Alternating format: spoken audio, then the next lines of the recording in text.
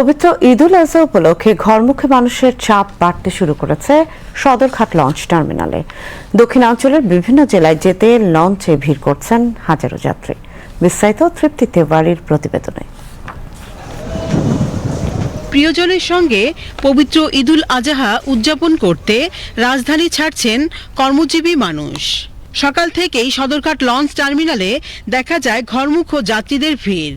দক্ষিণাঞ্চলের বিভিন্ন রুটের লঞ্চে পরিবার পরিজন নিয়ে বাড়ির পথে রওনা দিয়েছেন তারা। আমি যাচ্ছি ভোলাতে আর কি ইলিশা ঘাট, তো দেখা যাচ্ছে খুব ভালো পরিবেশ আজকে। বিগত বছরগুলোর তুলনায় এবারের ঈদ যাত্রা অনেকটাই স্বস্তিদায়ক বলে জানিয়েছেন যাত্রীরা। তাদের দাবি সড়কে তেমন যানজট নেই, টার্মিনালেও রয়েছে শান্তিপূর্ণ পরিবেশ।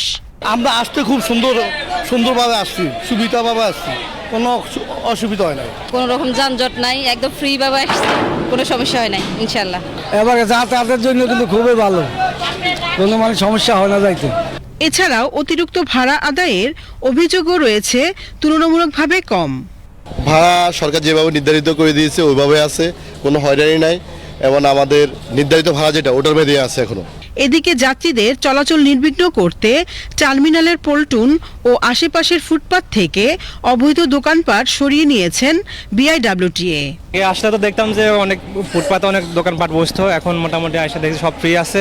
নিরাপত্তা নিশ্চিত করতে পুলিশের পাশাপাশি কোস্টগার্ড সদস্যরাও দায়িত্ব পালন করছেন। সংশ্লিষ্টরা বলছেন ঈদযাত্রা নির্বিঘ্ন রাখতে সার্বক্ষণিক নজরদারি অব্যাহত থাকবে সদরঘাট লঞ্চ টার্মিনালে। তৃপ্তি তেওয়ারি, বিটিভি নিউজ, ঢাকা।